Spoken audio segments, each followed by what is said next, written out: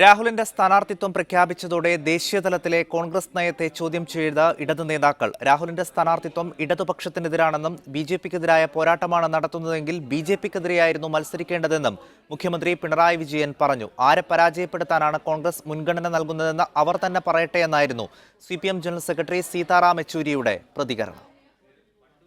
രാഹുൽ ഗാന്ധിയുടെ വയനാട് മണ്ഡലത്തിലെ സ്ഥാനാർത്ഥിത്വം ഒഴിവാക്കാൻ ദേശീയ തലത്തിൽ ഇടതുമായി ചേർന്ന് നിൽക്കുന്ന പാർട്ടികൾ വഴി സിപിഎം നേരത്തെ സമ്മർദ്ദം ചെലുത്തിയിരുന്നു.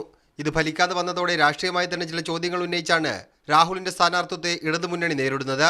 കേരളത്തിൽ രാഹുൽ ഗാന്ധി മത്സരിച്ചാൽ അത് ബിജെപിക്കെതിരായ പോരാട്ടം എങ്ങനെയാകുമെന്ന ചോദ്യമാണ് മുഖ്യമന്ത്രി പിണറായി വിജയൻ ഉന്നയിക്കുന്നത്. ബിജെപിക്കെതിരെയുള്ള പോരാട്ടമാണ് രാഹുൽ നടത്തുന്നതെങ്കിൽ അതിൽ ബിജെപിയുമായിട്ടാണല്ലോ മത്സരിക്കേണ്ടത്. ഇവിടെ മത്സരം ബി ജെ പിയുമായല്ലോ.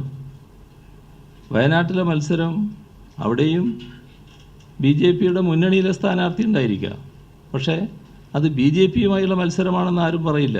രാഹുൽ വരുന്നതോടെ ന്യൂനപക്ഷ വോട്ടുകൾ കോൺഗ്രസിൽ കേന്ദ്രീകരിക്കുമെന്ന ആശങ്കയും മുഖ്യമന്ത്രി തള്ളിക്കളയുന്നു.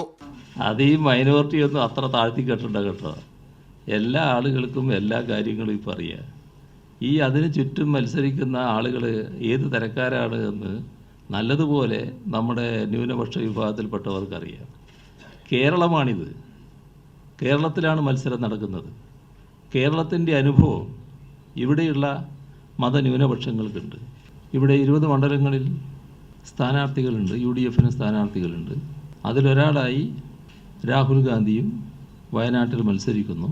ബിജെപിയെ താഴെ ഇറക്കാനാണ് ഇടതുമുന്നണി മുൻഗണന നൽകുന്നതെന്നും കോൺഗ്രസ് എന്തിനാണ് മുൻഗണന നൽകുന്നതെന്ന് അവർ തന്നെ വ്യക്തമാക്കട്ടെ എന്നും സിപിഎം ജനറൽ സെക്രട്ടറി സീതാറാം യെച്ചൂരിയും പറഞ്ഞു.